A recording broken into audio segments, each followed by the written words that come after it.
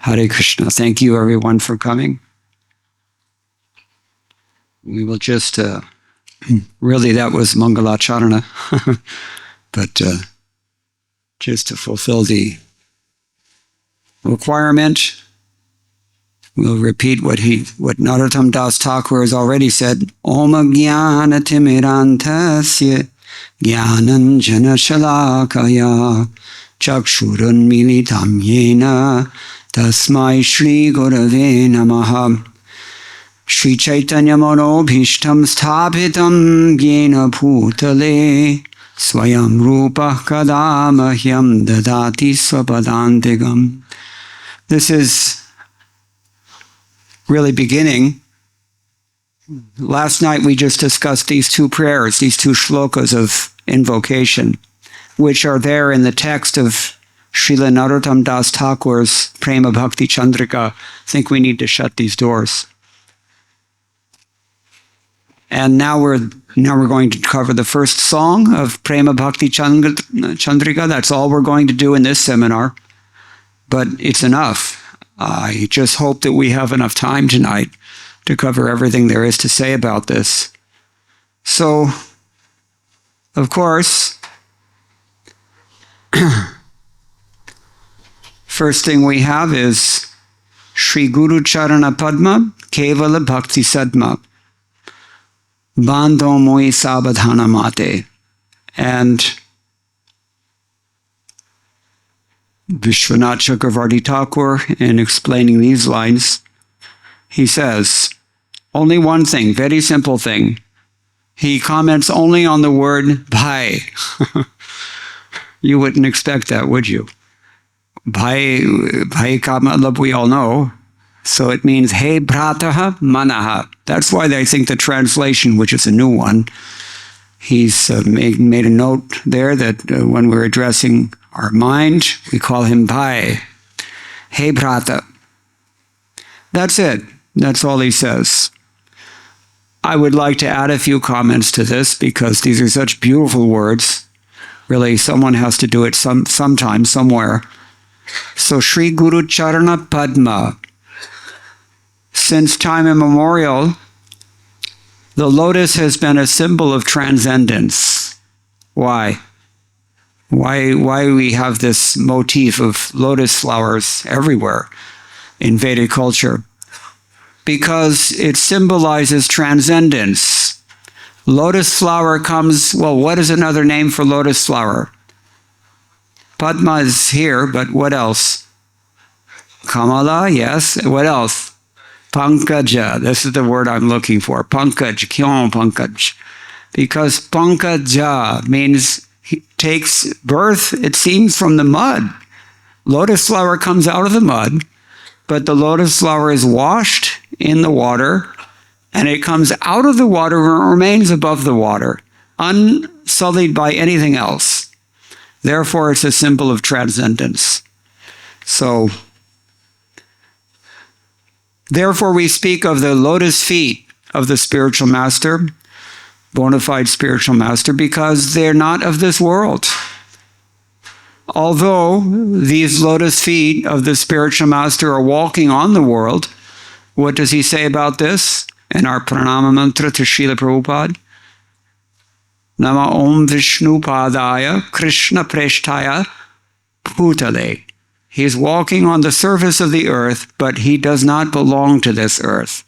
Therefore we say Pada Padma or Charana Kamala, lotus feet. This is the symbol.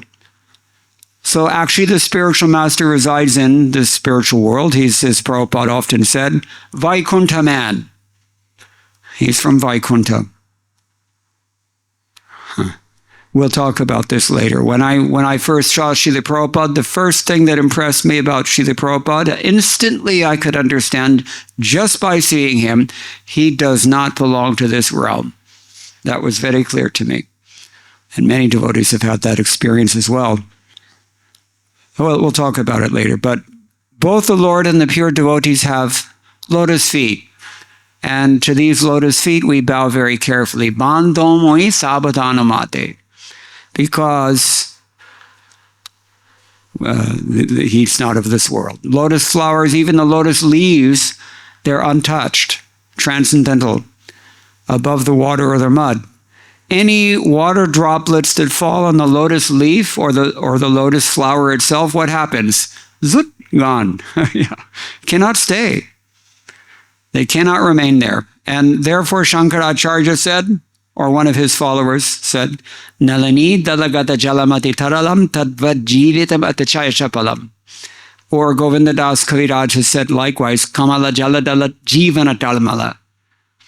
Bhajahum haripad niti re. Both these acharyas are stressing one thing in this regard when they're talking about the lotus flower. What is that? Jivana talamala. This life is temporary. So temporality is something that they're stressing in this context, because in this material world, your life itself is just as tenuous as the drops of water on a lotus leaf. And so is our spiritual life. Our spiritual life is also very, very tenuous when we are just conditioned souls trying to become Krishna conscious. It's very touchy. It's very dangerous. Any little serious movement and you can drop off, and where do you fall? If you fall away from the lotus feet of the spiritual master, where do you go? Back into the panka, back into the mud. We don't want that to happen. So, temporality. This is one thing. Our spiritual life is very tenuous. By sheer determination, we can ensure that it is not going to be lost. That is our responsibility, and that's the only thing we can do. And even for that, we require divine grace also. Now, since we're on the topic of temporality, how do you call temporality? Anityata, or we can say maybe, nashwara. These are words, All flowers have to fade just within a matter of days, lotus flower or not. Nothing can stay.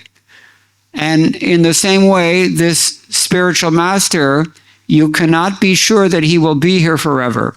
Generally, every disciple has to go through the anguish of losing their spiritual master, because spiritual master has to be an elder.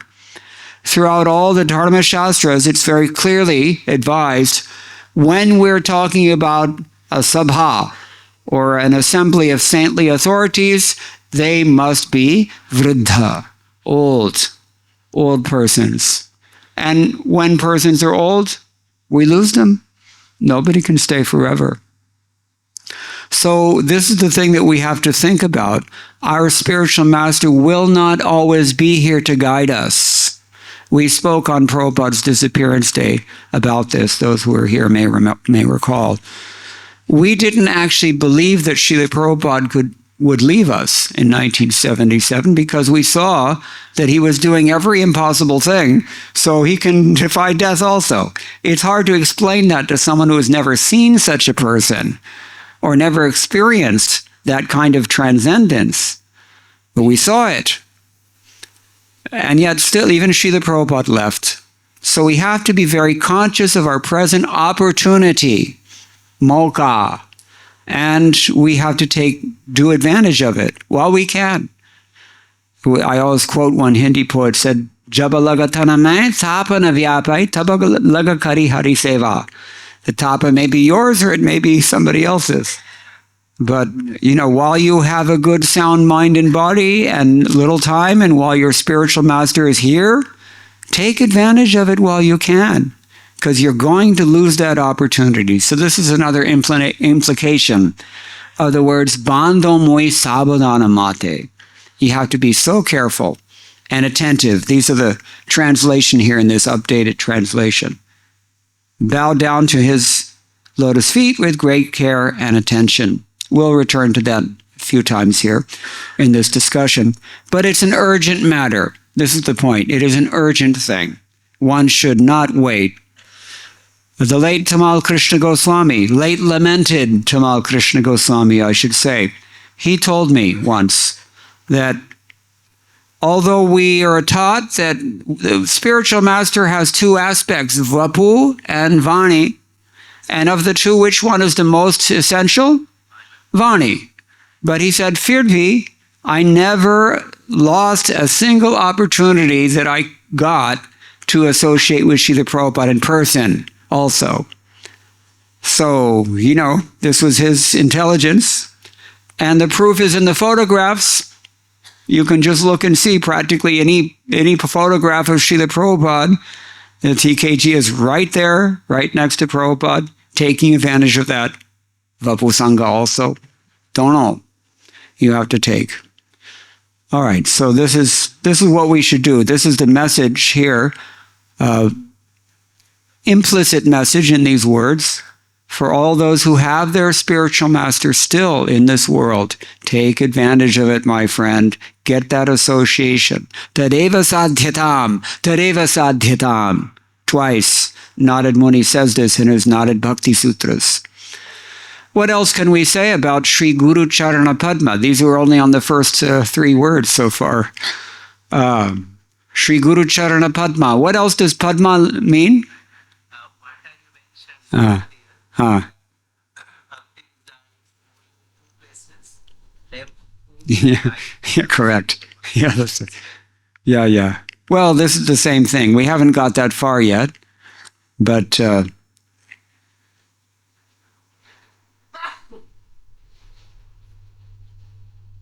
Kevala Bhakti Sadma, that's the next line. So we're still on Sri Guru Charana Padma.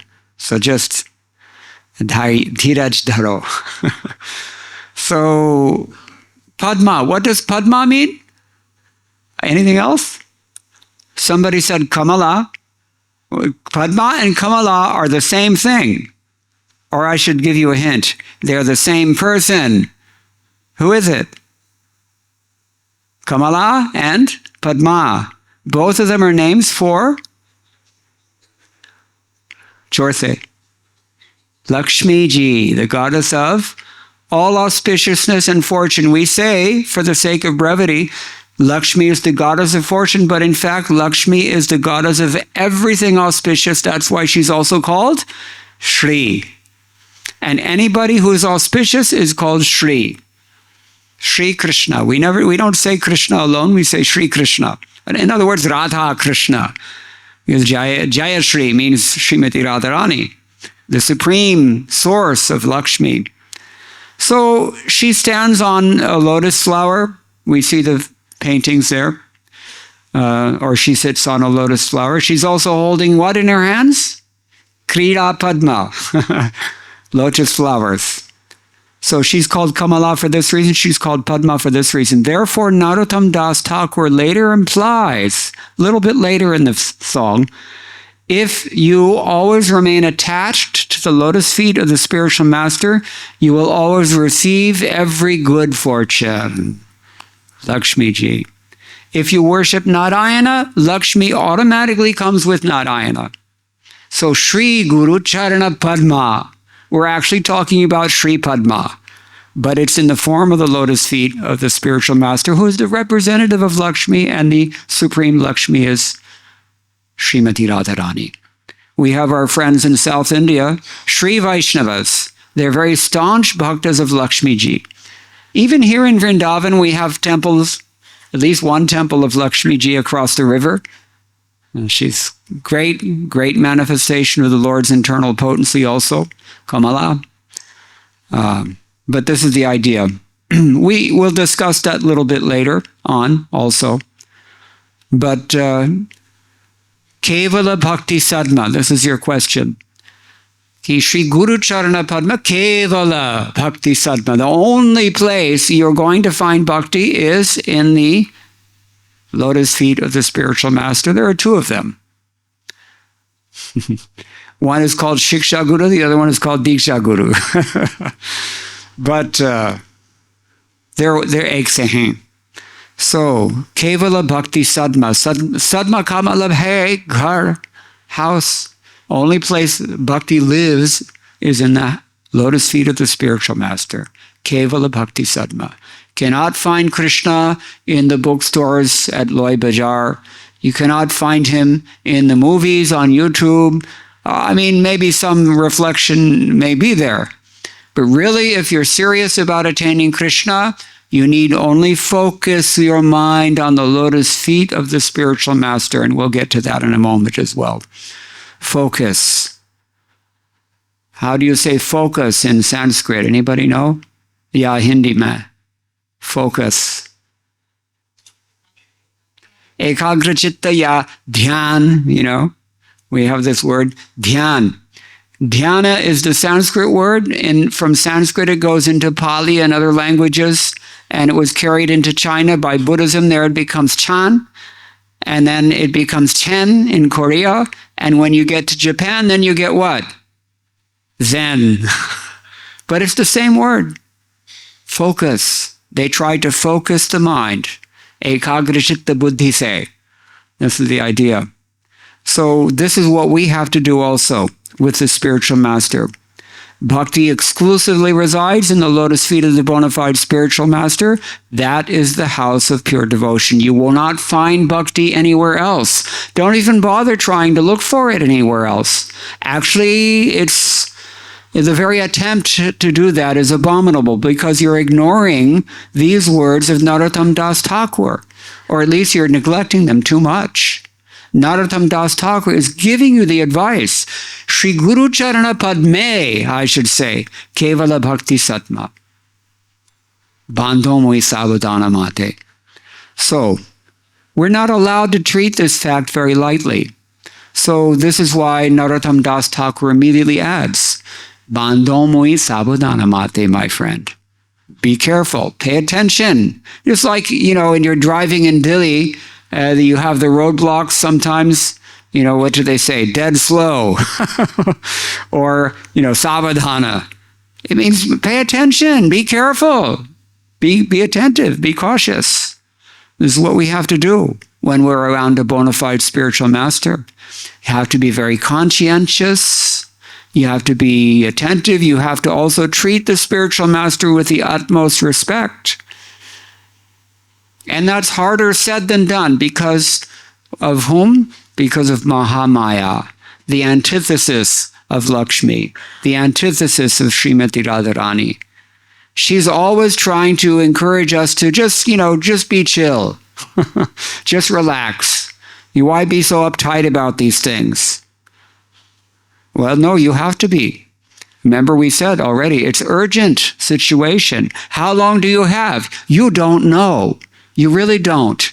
You cannot argue with this. You may be out of here in 2 weeks.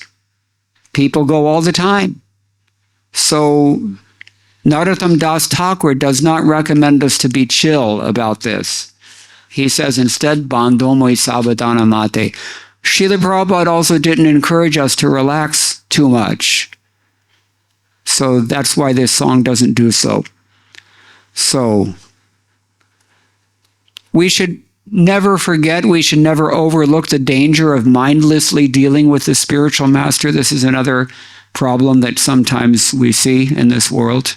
Casually, you cannot be a friend with your spiritual master. I mean, you can be close. A kind of Vishrambha, right? Guroho, Vishrambhena Guroho Seva. These words are there in the Bhakti-rasamrita Sindhu. But it's not like chum-chum relationship. No. Guru means, kya? Heavy. Heavy. I remember when Prabhupada was on this planet, all of his disciples were a little bit on edge around him. Just very careful. Because he's heavy. You don't know how heavy. But heaviness is there. It comes out in the things that he says and the amazing things that he does. This is a bona fide spiritual master. Heavy. So you have to be very careful. Do not be casual with a bona fide spiritual master. As a matter of both duty and compassion, Srila Prabhupada never tolerated over-familiar or too friendly behavior from his disciples. He always maintained such a demeanor that his disciples were always a little bit fearful. So that's spiritually healthy also. If a person is like that in the material world, it's not not seen as a very healthy quality, but in spiritual life, it's very necessary. So Prabhupada is very kind about that. He did not compromise.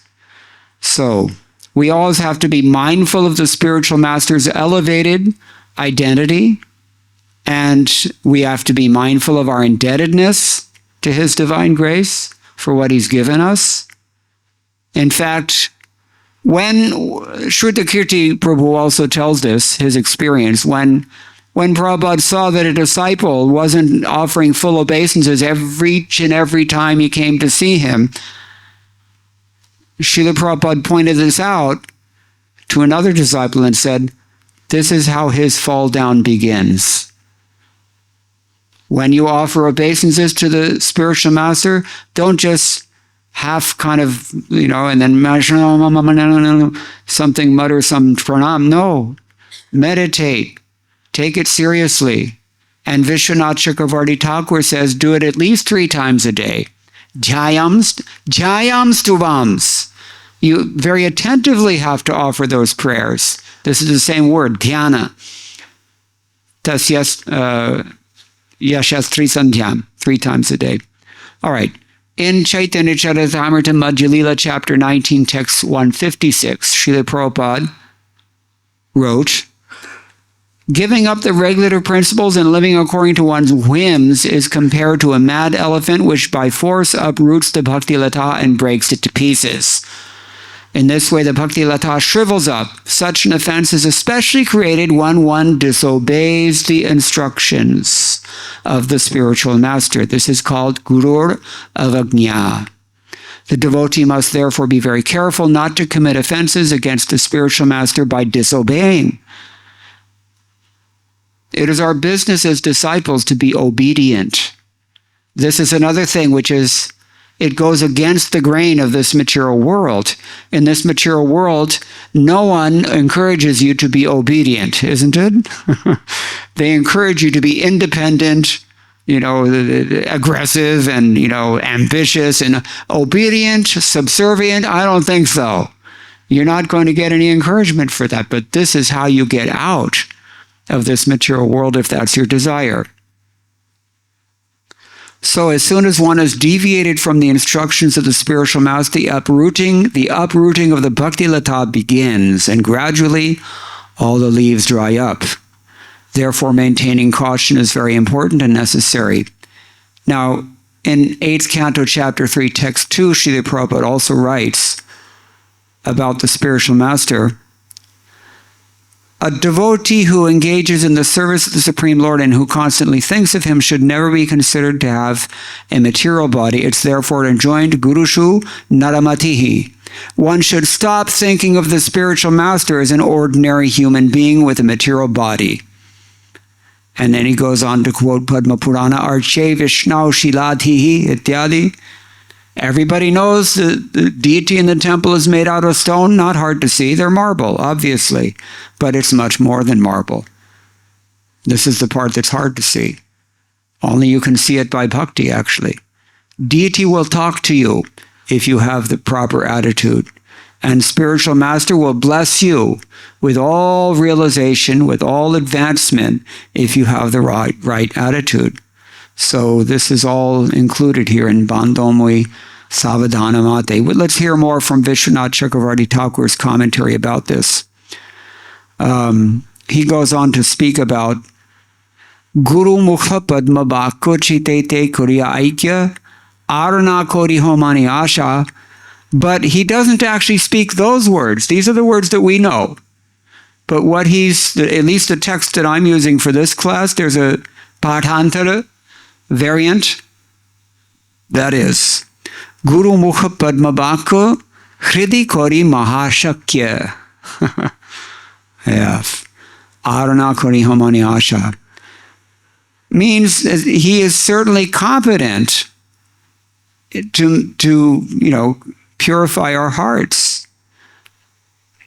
Spiritual master.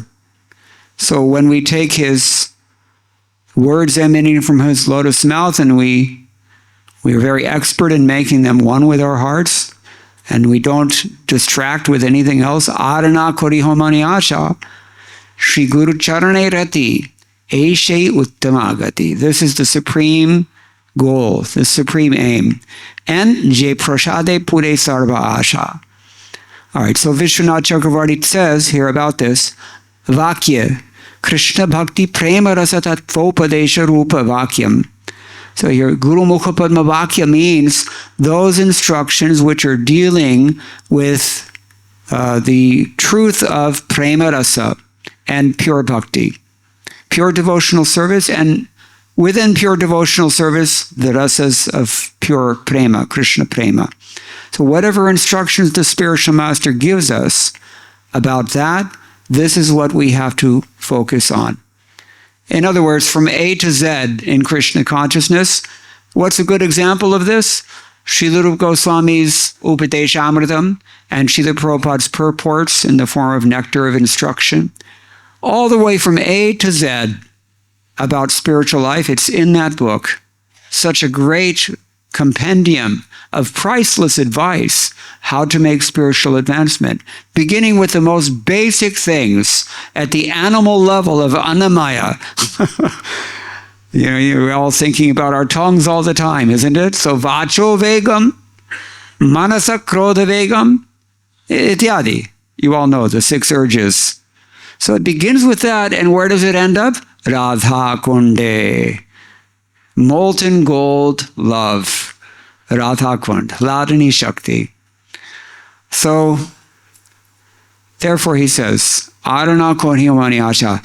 Actually, there is nothing else to focus on if you're interested in Krishna consciousness. All these other things, these other distractions that are separate from that, they're just, they're illusory only. Real thing in life is Krishna, how to get Krishna, what instructions I require to move towards Krishna. And this is what the spiritual master speaks.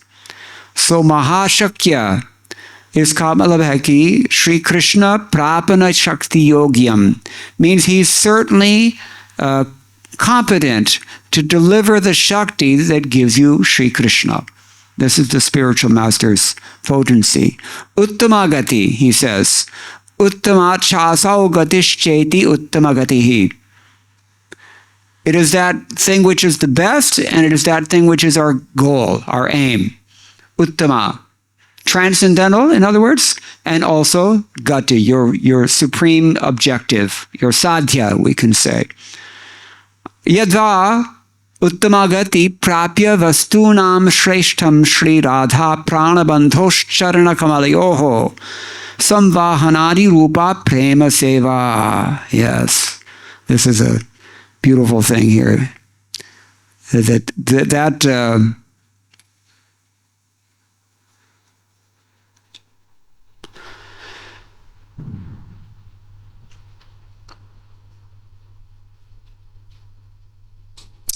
It can be taken as the best of all goals, attainable from the lotus feet of the friends of Srimati Radharani, and that person who is Radharani's friend, also her boyfriend.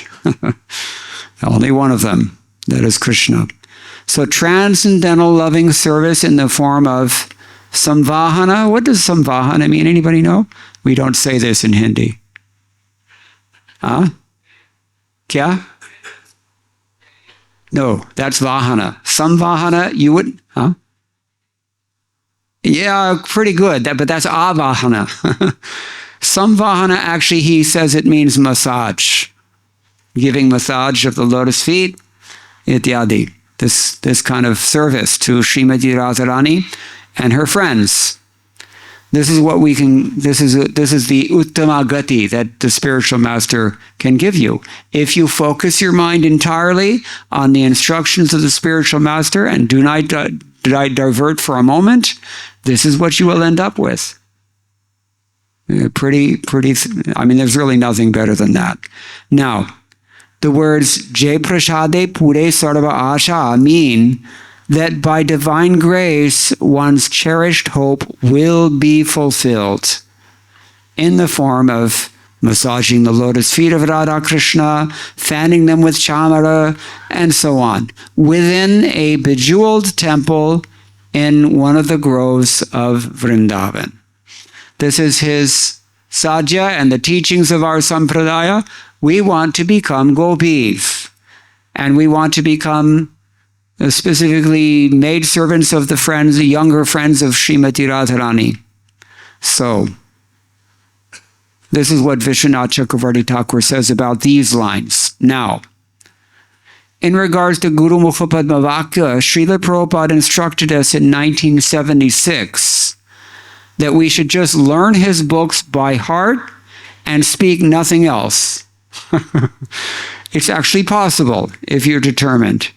The context of this instruction was that Americans were thoroughly ignorant of Krishna consciousness in the 1970s.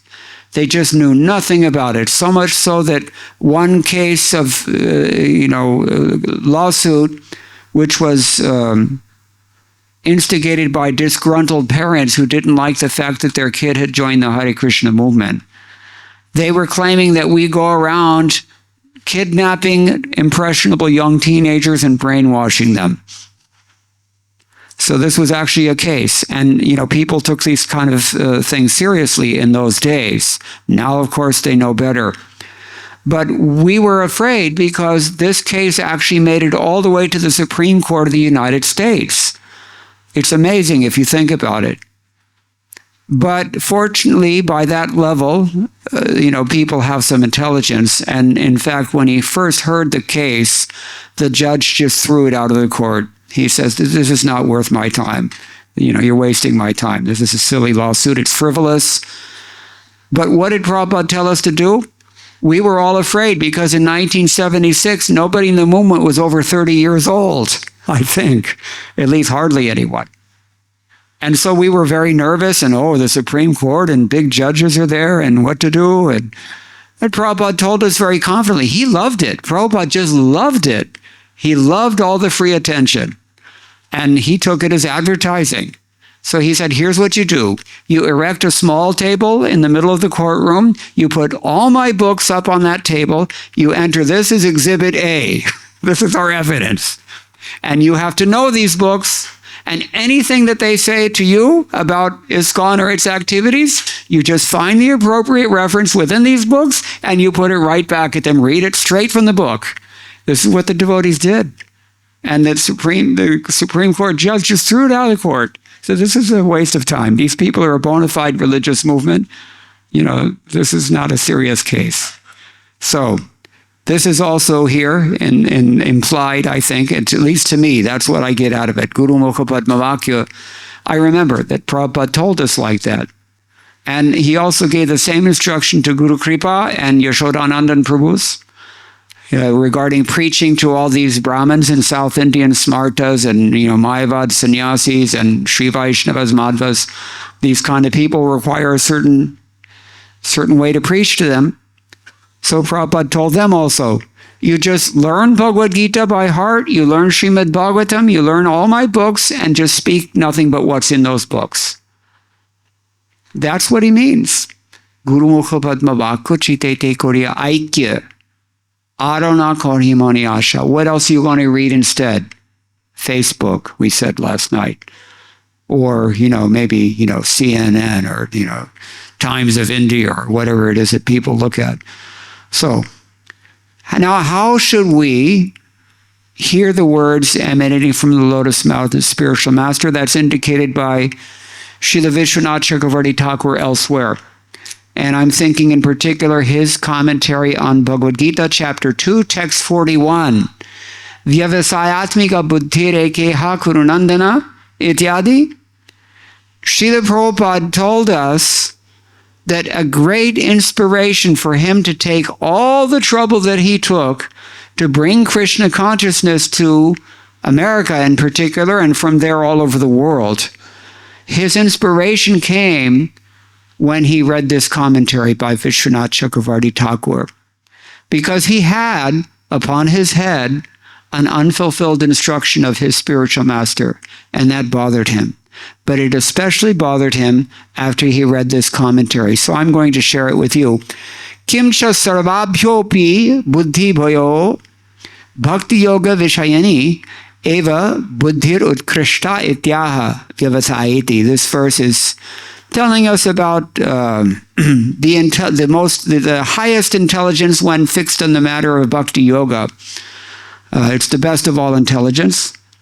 And then he goes on to say, Iha bhakti-yoge vyavasayatmika buddhireka mama srimad gurupadishtam Bhagavad-Kirtana smarana charana paricharanadikam etareva mama sadhanam etareva mama sadhyam etareva mama jivitoho sadhana sadhya dasayoshtyaktum ashakyam etareva me kamyam etareva me karyam etad anyam cha me karyam napi anya abhilashiniyam swapne apiti atra sukhamastu dukham vastu sangsaro nashyatu va na nashyatu tatra mama kapi na kshatir ityevam nishchayatmika buddhir akaitava bhaktao eva samabhavet yaruktam tato bhajate mam bhaktya shraddhalur drithanishchayah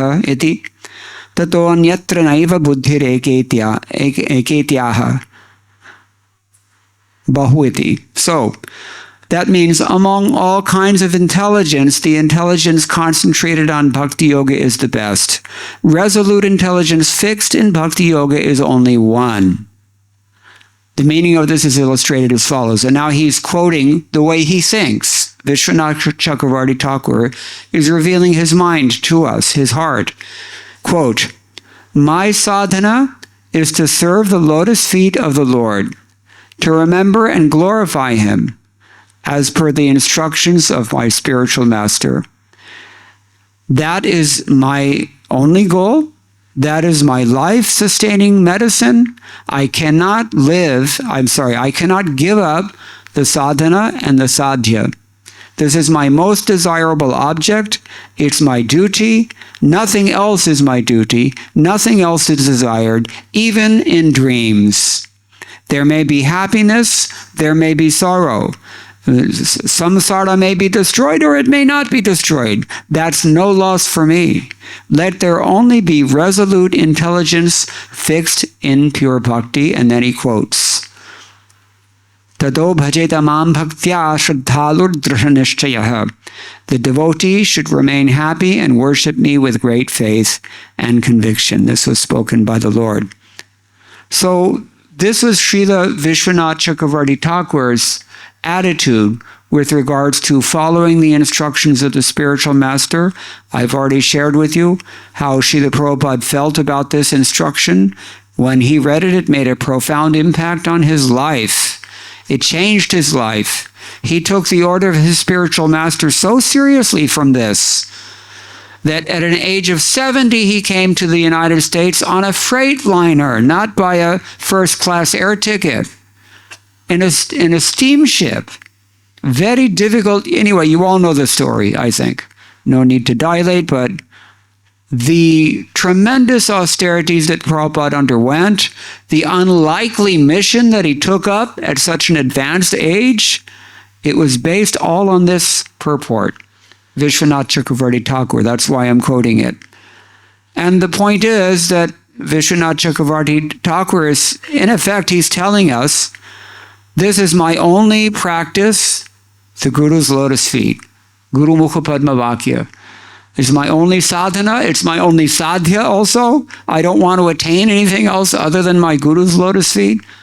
I may go back to Godhead. I may not go back to Godhead. The world may be destroyed. The world may not be destroyed. Come what may, only one thing I'm interested in, that is the lotus feet of my spiritual master. This is fanaticism in a positive way. Just like if you think about it, the gopis are complete extremists, complete fanatics, because it's not like Krishna is the main goal in their life. That's not the case. For the gopis, Krishna is the only goal in their life. They don't perceive anything non-Krishna, in fact. So, these are some things that we can think of from Vishwanath Chakravarti Thakur's commentary on Bhagavad-Gita chapter 2, text 41. He says, I'm unable to give up this fanatical dedication to my spiritual master. This is my very life, without which I cannot live. This is the only thing I desire. This is the only thing I have to do. There's nothing else that I have to do, nothing else that I desire, not even in dreams. Sometimes when people, they come to me for advice when they're thinking about initiation. We'll talk about that later. I tell them, look, this is such an important thing. You have to really put a lot of care and attention to it. You have to reason. You have to consider, am I going to be equally devoted to this person in 50 years as I feel at the moment? People take initiation for all the wrong reasons. Well, all my friends are initiated by Guru X, therefore I have to do it also. Or Guru Y has so much charisma, and that's why I'm accepting him as my guru.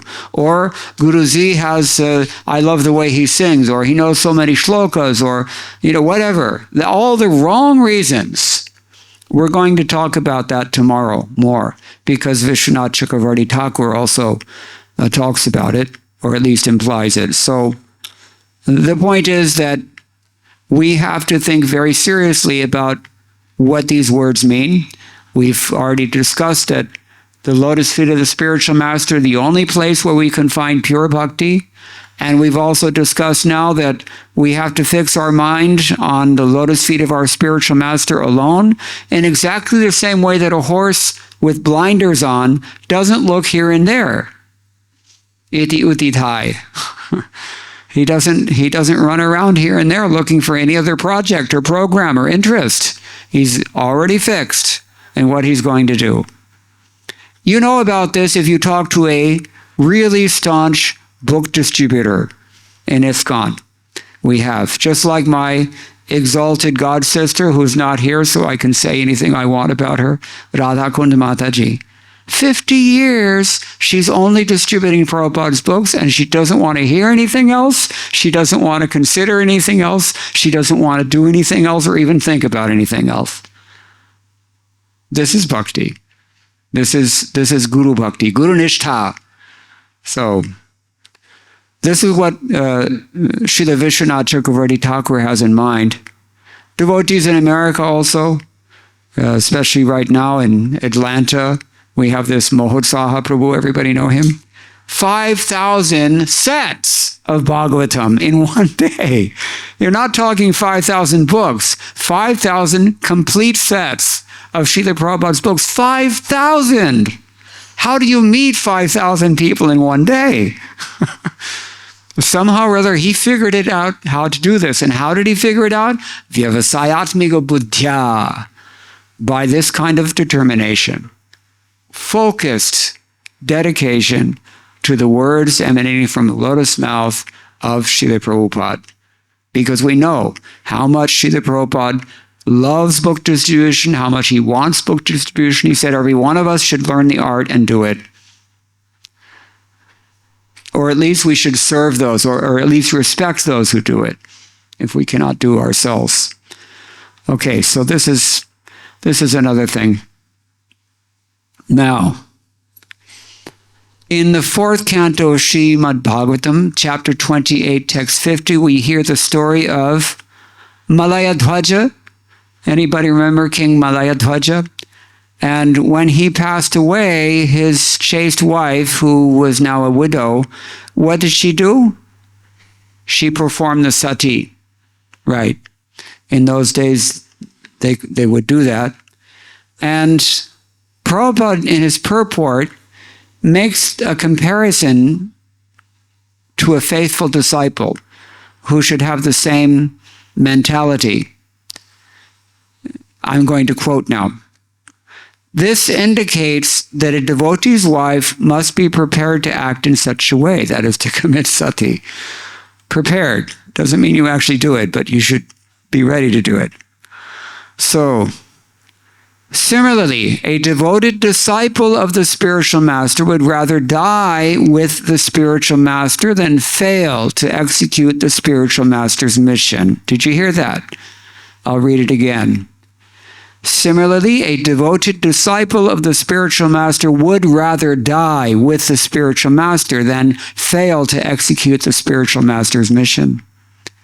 As the Supreme Personality of Godhead comes down upon this earth to reestablish the principles of religion, so his representative, the spiritual master, also comes to reestablish religious principles. It is the duty of the disciples to take charge of the mission of the spiritual master and execute it properly. That means in 2025 to continue it properly. No adding, no subtracting, no spin. Just do the business, family business, as Vaisheshika Prabhu said. And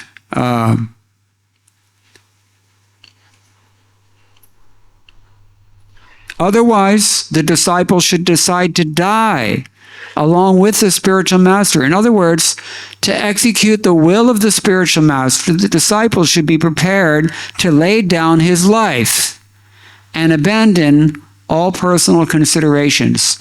Can anybody name someone who's ready to do this? I can. Someone in ISKCON who has done this. Many people have done this. But the name comes to my mind right now, Bhakti-Raghava Swami. Because when our Mayapur temple was attacked by Daku, he was a pujari, and he knows these are Muslims, these Daku. They're going to come straight for the deity, and God knows what they'll do. So he put himself in harm's way and protected the deity. Several of them, Bhavananda also. Somehow somebody had a shotgun. They took up the guns and started firing back. And Prabhupada loved that. Because that is the kind of devotion that Vishwanath Chakravarti Thakur is talking about here. That kind of devotion. Here's another example I can think of back in the 70s. When devotees were new in India, we didn't have so much happening. Even Vrindavan temple was not established. Mayapur temple was nascent only. Tamal Krishna Goswami had to sleep on top of a stack of bricks that were later used to build that Padma building or the Shankh building. I mean, there wasn't a whole lot going on. Mumbai was a fight only, with no end in sight. Actually, everybody gave up on Mumbai except for Srila Prabhupada. He's the only one who did not give up on that project. And the result is, my God, if you go to Mumbai Juhu today, you can see what a vibrant preaching hub in the middle of Mumbai. Amazing preaching, hundreds and hundreds of people. I went for a short tour of the grounds there. And they have maybe, 3/4 floors of annex buildings there to the temple. And each floor has about 5 or 6 halls, and each hall will accommodate about 100 or 200 people, and each one was full. And as a different class going on, and this was happening regularly there. Daily occurrence.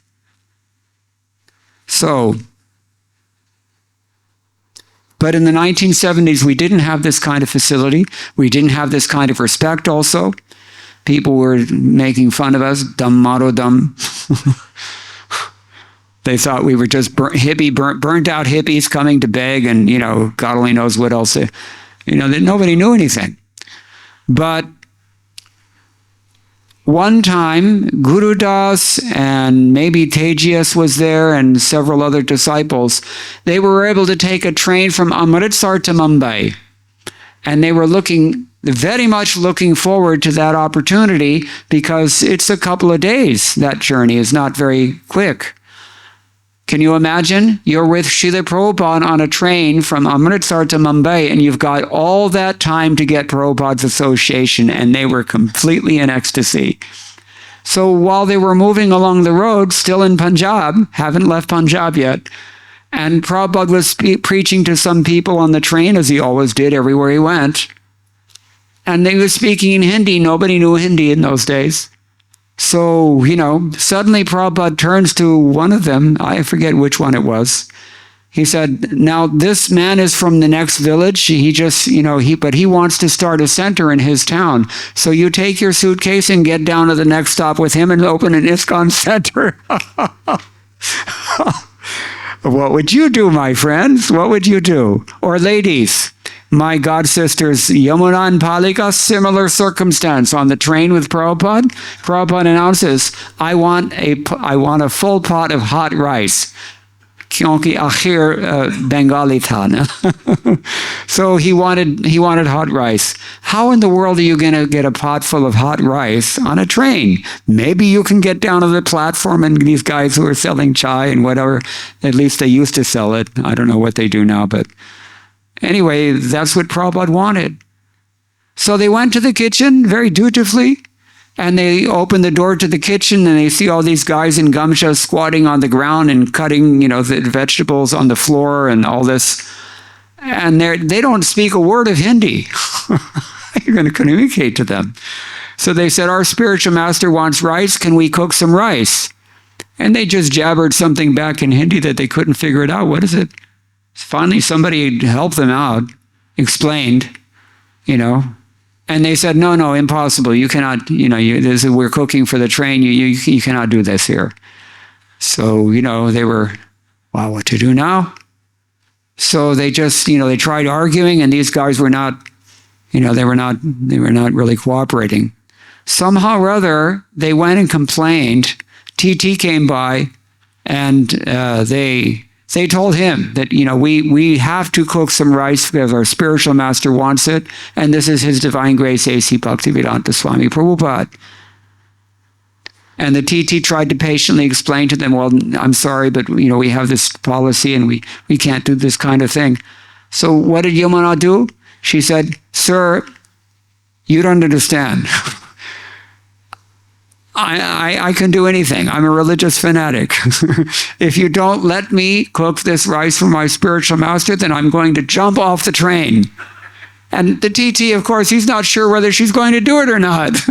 So he let her have it. Abhiram Prabhu also, when he tried to get Prabhupada's passport in the end, in 1977, this would have been, he had to do a similar thing. Anyway, this is the kind of dedication that spreads Krishna consciousness, for your information, if you're interested in spreading Krishna consciousness. I mean, now it looks very easy because now the whole country has caught fire and there are more ISKCON temples opening now than that you could even count, I think. But, try to find somebody who is that dedicated. That is the person who can really take Krishna consciousness overseas. Anybody? Raise your hand if you're prepared to go to North Korea. How about, a nice preaching stint in Islamabad? Anyone interested here? Or maybe Afghanistan. You see? But devotees used to do things like that. Poor Brahmananda, he went to Africa with nobody to help him. Oh, crazy situation in that country. The dictator of the country he went to was a cannibal. He was eating people. He used to eat his political opponents, believe it or not. Totally uncivilized. These things Srila Prabhupada faced when spreading Krishna consciousness. What Prabhupada did was like this. And what his disciples did by His divine grace was also like that, approaching that standard at least. So this is Vyavasayatmika Buddhi, and this is what we're talking about when we say Shri Guru Charane Rati Aishe Uttamagati, or Guru Mukhapadma Vakya Chitete Koriya Aikya. So this is what Prabhupada says. Devotee should rather die than fail to fill the instructions of his guru. Now, what is one very major instruction that Prabhupada gave us in 1977, but also before that, which we have still not fulfilled? What is one such instruction? There are two, were very major. One, he said, you all cooperatively work and maintain this institution as I've established it. He said, your love for me will be shown by how much you cooperate. Then he gave us the means for that cooperation. In the second instruction that I'm thinking of, who can tell me what it is? Varnashram Dharma. Because look at the sas dhatu, right? Not shas dhatu, dri dhatu. The root of the word dharma is to sustain. If you want to sustain the institution as Prabhupada established it, there's only one way, one thing that's going to do that. Dharma. Dharma rakshati rakshitaha ityadi. So this is how we should focus now. The ISKCON is very well established. ISKCON has assets. ISKCON has manpower. ISKCON is respected. This is what we have to focus on now if we want to take it to the next level, because Srila Prabhupada did say that the remaining 50% of his mission is the development of, or rather the implementation of Varnashram within ISKCON. That means you have to do it. You got to surrender and follow your own dharma. We discussed this last night. We don't need to repeat. But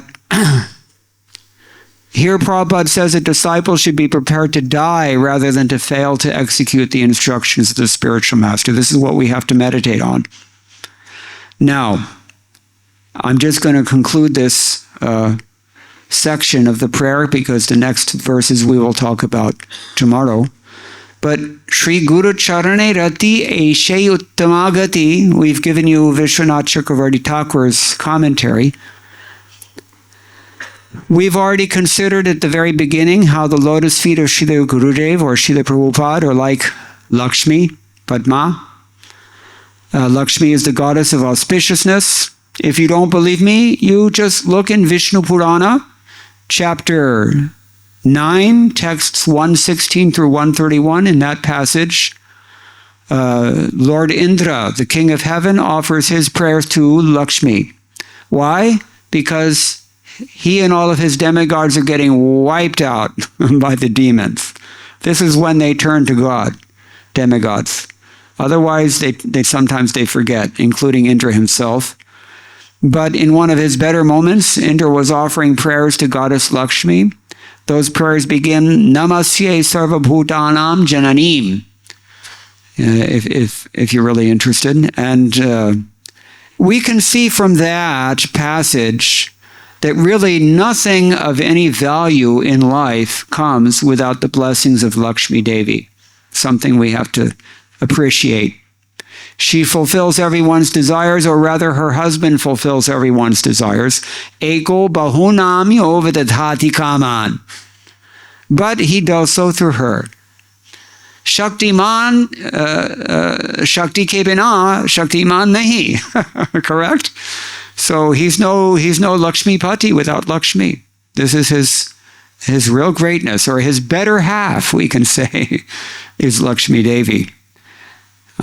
All right, so therefore it's only natural that when we cultivate deep affection for our spiritual master and have a great, strong taste, transcendental taste for serving the lotus feet of our spiritual master, all desires become fulfilled. All desires. Just like we hear, well, I'll talk more about that later. Jai prasade pure sarva asha. Whatever you could wish for, instant fact, by the grace, divine grace of the Supreme Lord. Now, Eshe Uttamagati Sri Guru Charane Rati. What does Rati mean? I mean, attachment, love also. It means many things, but really it means a resting place or a shelter or a repose. So when you make your shelter the lotus feet of the spiritual master, Eshe Uttamagati. That is the best thing. That is the transcendental thing. It's what you should aspire for. So Rati also means pleasure or taste. So attachment is certainly implied. And that's why we sometimes, in English, we translate it as attachment to his lotus feet is the perfection that fulfills all desires. Therefore, this Vaishnava poet has also written, Jaya Jaya Shri Guru Prema Kalpataru. Kalpataru. Adbhuta Jako Parakash. Hiya Ajnana Timira Varagyana Suchandra Kirana Karanash. Have you heard this? This is not in ISKCON. In ISKCON, Prabhupada has given us another Guru Vandana prayer. That's what we're discussing in this seminar. But this is another Bengali Vaishnava has written this. It means glories glories to the desire tree that is our spiritual master, whose effulgent manifestation is most astonishing. The beautiful moonbeams of transcendental knowledge destroy the thick ignorance in our hearts. As I mentioned earlier, I had a direct personal experience of this amazing effulgence of Srila Prabhupada in June of 1976. That was the first time I saw him. His Divine Grace Srila Prabhupada graced Los Angeles by the touch of his transcendental lotus feet, Bhutale, even on the concrete of Los Angeles. This turned out to be his last trip to the United States. And when he walked into the temple, it felt to me as if the sun god had just walked into the temple, because he just lit everything up. I don't want to say that it was exactly, a physical manifestation, although it was at the same time. There's no way to explain this. No way to explain it. But it just seemed like he just lit everything up by his presence, effulgence. This is what came to my mind when I saw this poet Vaishnava Das's words, Adbhuta Jako Prakash. His effulgent manifestation is most astonishing. And Prema Kalpataru. Jai Prashade Pure Sharva Asha, because he's Prema Kalpataru. We know here in Vrindavan, the dust is wish-fulfilling touchstone. The trees, all Kalpatarus. The cows, every one of them, Surabhi. They will fulfill every desire. So this is the character of the spiritual master. And we discussed yesterday, Ajnana Timaravara Jnana Suchandra Kirana Karanash. In our hearts, all that accumulated jnana from how many births, previous hundreds and thousands of incarnations, all that stuff, the gunk in our hearts has just concentrated. Gani Bhuta, infection within our hearts, and it's all destroyed by the wonderful moonbeams, as it were, of knowledge that emanate from the books of Srila Prabhupada in the form of the words of Srila Prabhupada. If we take the care and attention, as he said in the beginning, and open up those books and let them enter our hearts, his divine words. So, we're very fortunate. Srila Prabhupada has directly given us Narottam Das Thakur's song here instead. He's asked us all to sing it every day. Anyone who takes these powerful words deep into their heart every day will definitely find that your every desire is fulfilled. Every desire. Although we don't seek after material desires, it's a fact that even those are also satisfied by divine grace. We hear from Chaitanya Charitamrita, Sadhu Sangha, Sarva Shastra Koi, Lava Matra Sadhu Sange, Sarva Siddhi Hoy. Sarva Siddhi Hoy. What else can it mean? It can't mean anything else. It means every perfection is there. Even your material desires can be fulfilled.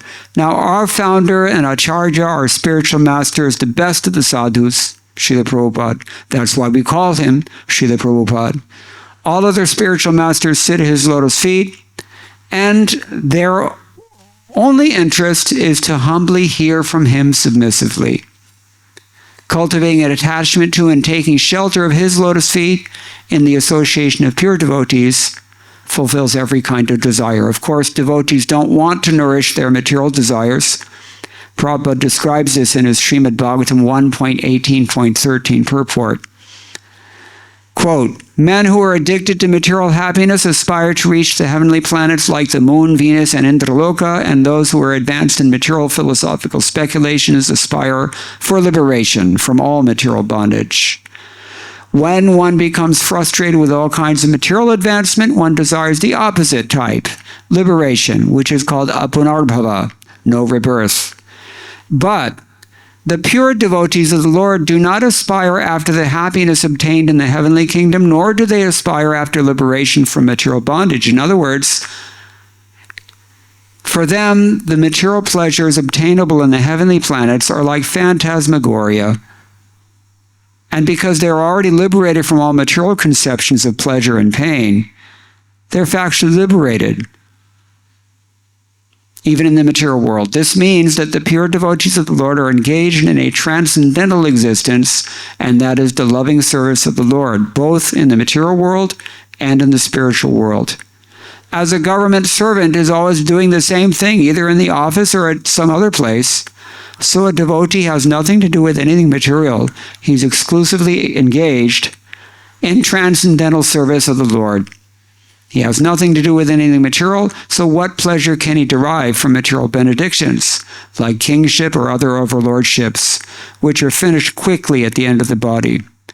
Devotional service is eternal. It has no end, because it's spiritual. Therefore, since the assets of the pure devotee are completely different from material assets, there's no comparing them.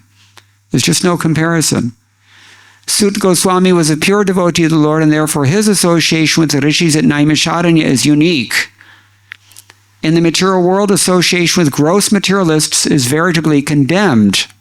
The materialist is called Yoshet Sangi, or one who is much attached to the material entanglement, women and other paraphernalia.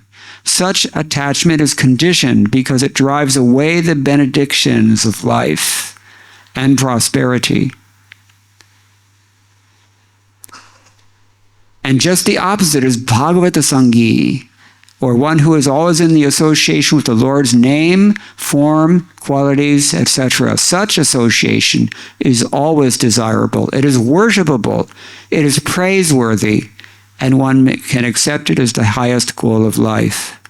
So instead of material desires, devotees are very keenly focused on the kind of aspirations that are specified by Vishwanath Chakravarti's commentary.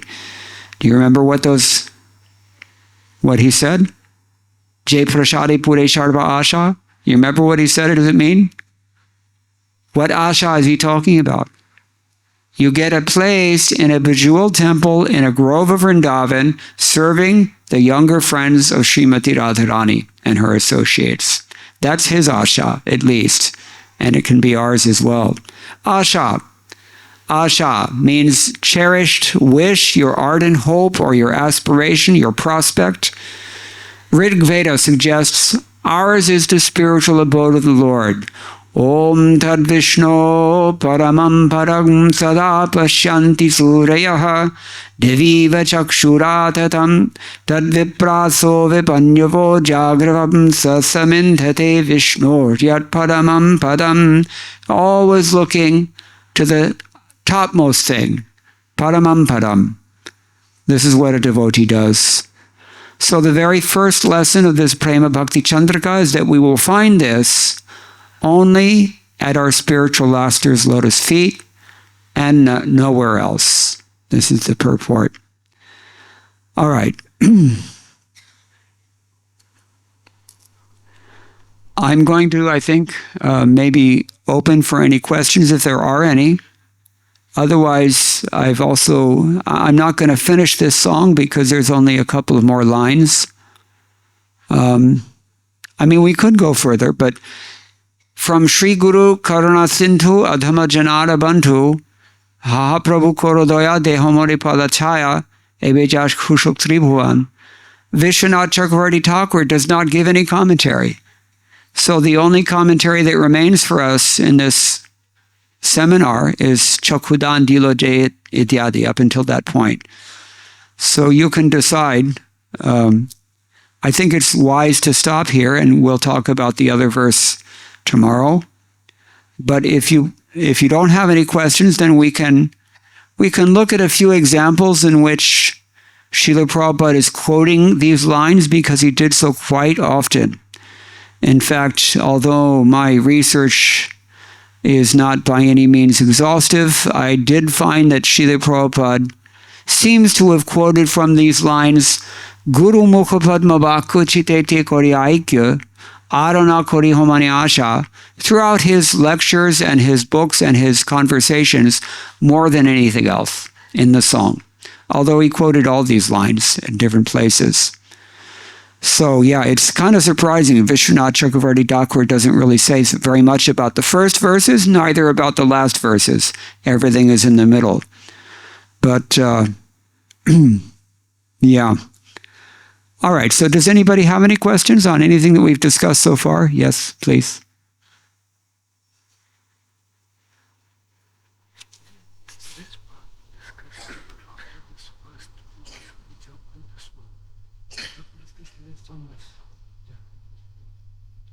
Okay. He says he wants to hear. I didn't discuss that because Vishwanath Chakravarti Thakur didn't discuss in particular. But he wants to hear about Jahara Prasade Bhai E Bhavaturya Jai. This is kind of related to what we spoke about Guru Mukha Padma Bhakya, Chitete Kori Aikya, or for that matter, Sri Guru Charana Padma Keval Bhakti Sadma. Jahara. Who is it? Whose mercy is going to take you out of this material world? Only one person. That is your spiritual master. He is the one whose mercy you have to worry about. Sometimes we try to please our families.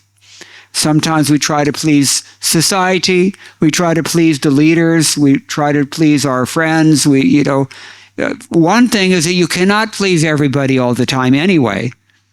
American President Abraham Lincoln, he said, you can please some of the people all the time, and you can please all people sometimes, but you can never please everybody all the time. It's just not possible. So therefore he says, Jahara Prasade Bhai. Bhai kaun hai? Man. Remember Vishwanath Chakravarti told us in the beginning. So Jahara Prasade Bhai, E Bhavaturya Jai. You should worry about getting the mercy of that or the blessings of that person who's going to pull you out of this material entanglement. You don't have to worry too much about other people. Oh, what will people think? What will the neighbors think? What will they say about me? You don't have to worry like this. You have to see that Krishna is pleased. And we discussed yesterday, how do you know when Krishna is pleased? Jasya prasadad bhagavad prasado. When the spiritual master is pleased, that means Krishna is pleased automatically. Jahar prasade bhai, e bhavatarya jai. Krishna prapti hoy jaha hoite. He is the one who is not only going to pull you out of this material world, but he's also going to give you the very best benediction in the spiritual world. These are two things that we find very rarely actually discussed in Srila Prabhupada's books. Technical terminology for this is Taraka and Paraka. Anybody know these terms? What do they mean? Taraka means that which pulls you out of material entanglement, that which confers upon you liberation. And Paraka means that which establishes you in a position within the spiritual world in Krishna's Leela. One of them is negative, the other one is positive. Taraka, Paraka. And the amazing thing is that there is one entity who can give you both, and that is the holy name of Krishna. And so the holy name of Krishna is considered to be both Taraka and Paraka. In other words, as Srimad Bhagavatam says, Mukta Bandha Param Vrajet. Your holy name in the beginning when you're still covered or you're in your clearing stage of chanting, you're becoming liberated by that chanting. But you're not necessarily getting everything just all up front. It takes some time. Once you're chanting on the liberated platform and no longer committing any offenses, then Paraka Nama. The same Nam, but he functions a little bit separately. Something like this. Spiritual master, he's considered to be the external manifestation of the supersoul. He's doing the same thing as the supersoul, but sometimes the supersoul is doing it, sometimes the spiritual master is doing it. But it's only one and the same thing. So, like this. Jahara prasade bhai e bhavatarya jai, Krishna prapti hoy jaha hoite. These two things are going to happen. We become taken out of the material world through anartha nivriti, and by learning how to chant without offense, And then by that offenseless chanting, then we're established in the spiritual world. Very beautiful verse, I'm going to say before taking the next question. Kalyananam nidhanam kalimalamathanam pavanam pavananam. Anybody ever heard this? Very nice verse. Rupa Goswami quoted it 500 years ago in his Padyavali anthology, and even 500 years ago he considered it to be an ancient verse. Unknown author. Kalyananam nidhanam kalimalamathanam pavanam pavananam. Patheyan yanmamokshoho sapati padapada praptiye prochamanam. Vishramastanamekam kavivaravachasam jivanam sajjananam bijam dharnamadrumasya prabhavatu bhavatam bhutiye krishnanama. It means, out of all the auspicious things, Krishna's Nam is the most auspicious thing. Out of all the purifying agents, the purifying effective ingredient, you can say, is Krishna Nam. Jaise Archanma, when we do deity worship, what does Jiva Goswami say about this? The real benefit of doing deity worship is the degree to which we're chanting Krishna's names, isn't it? You may be surprised. Sometimes when I preach in Tamil Nadu, I go to a place called Tiruchendur, famous place for Skanda worshippers, Murugan, demigod. Even in his temple, I've seen it. The pujaris, when they say Achman, what are they saying? Om Keshavaya Namah, Om Narayana Namah. So, this is the point. Madhavaya Namah. Deity worship is really based on chanting the holy name. And whose holy name? Krishna's holy name. So, Pavanam Pavananam, the purifying agent of purifying things is Krishna, Krishna Nama. And then he says, Patheyan yanmamokshoho saparipada praptiye prochamanam. It has been declared enthusiastically by mumukshus, those who are really serious about liberation, that everything you need for your journey towards liberation is only this name. You don't need anything else. Patayam, the word is used. When we take a train from, let's say, Amritsar to Mumbai, with or without Srila Prabhupada, or when we take a train, Rajdhani Express, we want to go to Mumbai or, in Mayapur or something. What do we take with us? Huh? Kya? Aadhaar card, yeah, to hai. You have to eat something, no? So what are you going to eat on the train? Huh? Yeah, you take some muri or you take some maybe tepla or something, that's suitable for traveling. That is called pateyam. So the author of this verse, he says, for this journey to go back to Godhead, the only pateyam that you require, food for the road, is this holy name. Bas.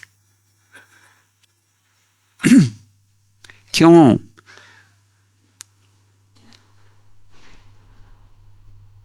Vishramastanam ekam kavivaravachasam. Among the very best of the poets, the repose, we said, rati means repose, shelter. The ultimate repository of their attention or words is only one thing, one thing and one thing only. That is Krishna's holy name. They can find no greater topic to glorify than Krishna's name. So, kavivaravachasam jivanam sajjananam, because it is the very life of those who are actually sajjanas, first-class human beings, sajjanas. And bijam dharnamadrumasya prabhavatu bhavatam bhutiye krishna nama. For your bhuti, what does bhuti mean? Bhuti. It means the same thing we were discussing before. Opulence, auspiciousness, benediction, the kinds of things that Lakshmi Devi gives you. That's called bhuti. So for your bhuti, he says, this holy name of Krishna will suffice completely. It is the seed of the tree of dharma. Dharma is considered to be a tree. And what are the fruits of that tree? The Vedic literatures. And what are the ripened fruits of that tree? Is Srimad Bhagavatam. So, Bijam Dharma Drumasya Prabhavatu Bhavatam Bhutaye Krishna Nama. May this holy name benedict you in this way. So yeah, this is Tadaka Nama Padaka Nam. If you need to be liberated, that's the first thing he takes care of. It will be done if you're serious about chanting. But you have to be serious. You cannot just it doesn't work like that. If you're seriously embracing Krishna's name, then he will seriously embrace you. And this is what affects our liberation, and it ultimately places us in a transcendental position of service. The reason I'm quoting this is because he says, Yan mumukshoho sapari pada pada praptiye. Pada pada. A transcendental position in that spiritual realm. And who got this benediction? Somebody who tried to come and kill Krishna got this benediction. Who is that? Putana. She came to kill him. And yet he gave her a transcendental position in his Leela, not Brahmajyoti liberation. He put her right there with the other mothers, Dhatris, simply because she pretended to be one. So even if you're only pretending to be a devotee, that's okay. Just keep at it and do not ever give up this holy name. And you will see. Hote, hote. He will take care. And you will go back to God. It's guaranteed. All right, so is that okay? Jahana prasade pai. Everything we need for this holy name is coming from our spiritual master. We should never forget that. Any other questions or comments? We have a few minutes. Yes, Aditya Narayan Prabhu. Hare Krishna, welcome. Jorse.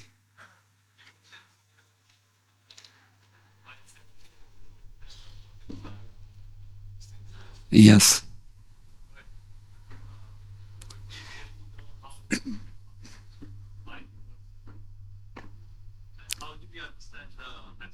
Okay, I can only handle one question at a time in short. So the question is that we were talking about people who approach a spiritual master or select a spiritual master for all the wrong reasons. So the question is, don't we really only know how to select a guru by the mercy of that guru?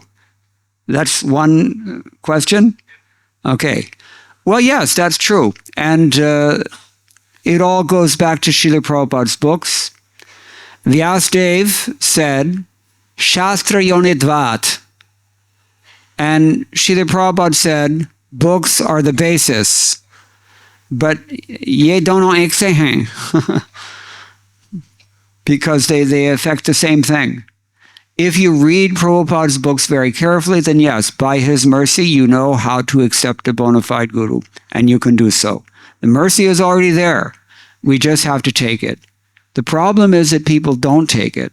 As I said yesterday, the only book that people read in 2025 is Facebook. So we have to do our part. We have to seriously put some volition into this. We have to use our time. We have to use our intelligence. We have to make discrimination. We have to be very careful about this. These words have been used several times already tonight. So, second question.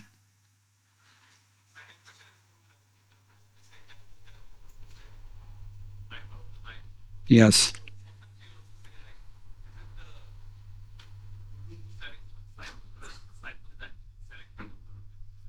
Is the guru selecting the disciple, or is the disciple selecting the guru? Well, it's both, right? If you read Prabhupada's books, particularly Nectar of Devotion, Nectar of Instruction, text number 5, or the whole first chapter of Adi Lila, Chaitanya Charitamrita, you will find Prabhupada describes there. The system is that the spiritual master will test a prospective disciple first. So he selects. If he doesn't want this one, you don't even have to accept a friend on Facebook, do you? You push the later button, right? So spiritual master has that right as well. And disciple also, not just anybody who's sitting on a Vyasasana, he has to accept them. He uses his own brain. He has to make his own decision. And I hope he's putting a due attention into it. It's like you said, people do for all the wrong reasons. But it's a mutual testing. So and I say this all the time also. Ultimately, this bhakti is a science, but it's a science that is love. And in the realm of love, there's no inferior and superior. Krishna and the devotee, they're equal in the realm of love. Krishna is not happy without the devotee's love. The devotee is not happy without Krishna's love because it's 50-50. When you're in a hierarchical society, when there's a question of dharma, then yes, there's a taratamya. But when it's just pure love, there's no question of higher and lower. They're equal. So they both select, even on that level, but maybe not at that time. In the beginning, one has to be more brain-oriented than heart-oriented because our hearts, after all, brought us into this material world, didn't they? So we have to be a little selective, a little bit careful. Is that okay? Any other questions? Yes.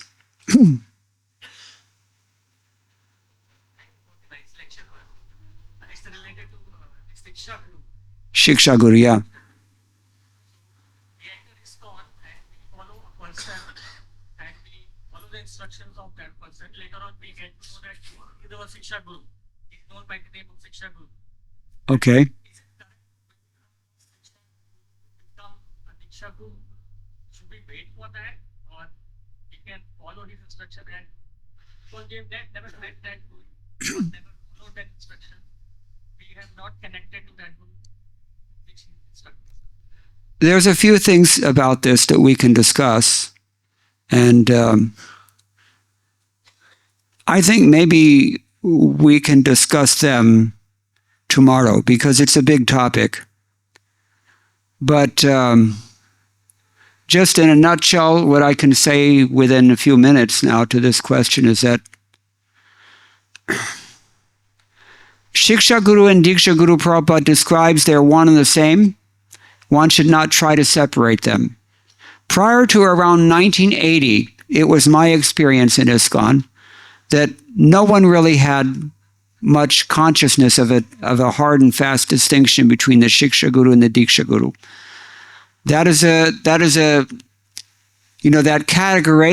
categorization has become kind of forced upon us by dint of Ritvic ideology and other deviant, theological deviations. As far as Chaitanya Charitamrita Adi Lila chapter 1 goes, Srila Prabhupada repeatedly says throughout that chapter, which is all about all things Guru, that the Shiksha Guru and the Diksha Guru are actually one and the same person. That is the norm. And I think because it's the norm, therefore we should take it as ideal also. It makes life a lot less complicated. The problem is, that people who don't read Prabhupada's books, which is most people, unfortunately, that's not a necessity, but it's the reality. People are lazy, or whatever the reasons are, I'm not even going to question. But they don't read Prabhupada's books. Therefore, they get so confused. And they do things like take initiation from Guru X, but they don't want to hear anything he has to say. And they go instead to Guru Y, and that's unhealthy. It's not a proper mentality to have, and it's a needless mentality also if you just approach the whole topic correctly from the very start. But that requires, as we said with regard to his question, you have to qualify yourself to understand who is a bona fide spiritual master. And you have to really, you should very keenly read chapter 1 of the Adi Lila threadbare. You should scrutinizingly study each and every word very thoughtfully. That is required. And believe you me, you've got nothing more important to do with your time. That is a fact, especially if you're not initiated yet. If you have any intention or hope or asha to take initiation, this is what you need to do it. They used to have, at least in the English BBT, a very nice book called The Spiritual Master and Disciple.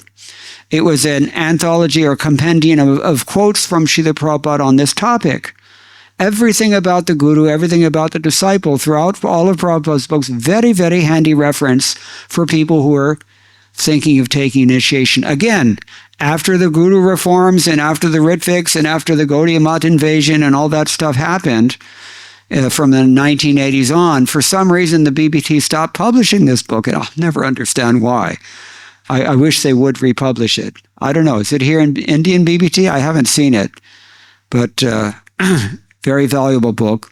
Anyway, the point is, you just study Srila Prabhupada's books very, very, very carefully. You will have everything that you require in regarding how to select a spiritual master, how to recognize a spiritual master, how to treat the spiritual master, how to surrender to the spiritual master, how to know whether the spiritual master is bona fide or not, how to follow his instructions, which instructions to follow, in what time, place, and circumstance. Everything sab kuch spasht ho gaya bilkul.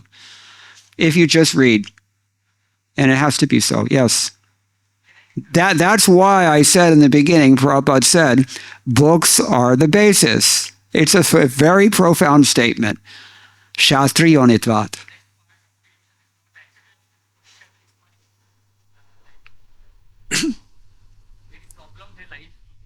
What happened? I followed 6 years. You used to follow 2 Shiksha Gurus. Both of them in the same center, ठीक है?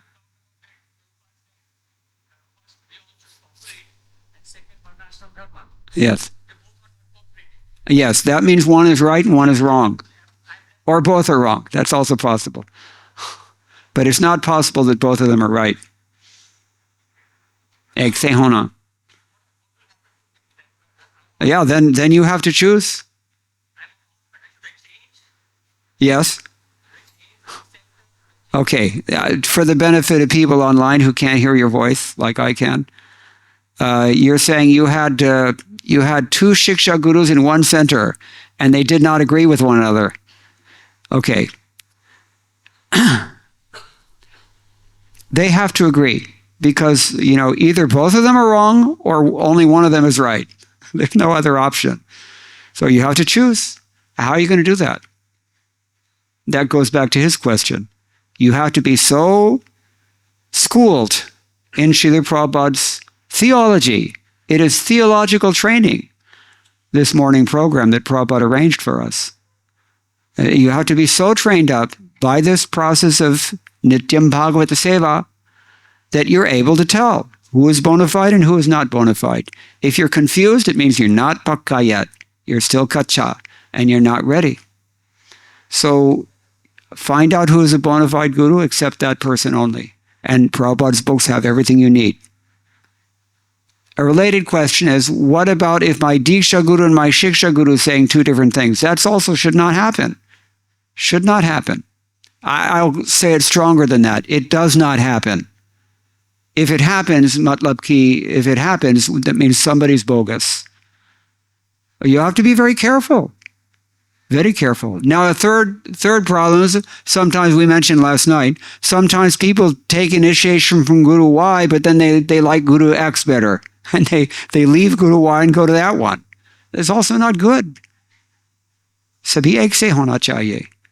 And, we have to be so cautious and so discriminating and so intelligent when we're about selecting our mentors of any sort, Shiksha or Diksha Guru, that situation cannot arise. That's why I say most people, as much as the GBC is pushing on these guru disciple courses, trying to educate people, still they don't get it. I don't know what exactly the problem is, but you have to very, very carefully look into this. Look at it this way. Indians value money, we all know that, almost as much as eating, maybe more so.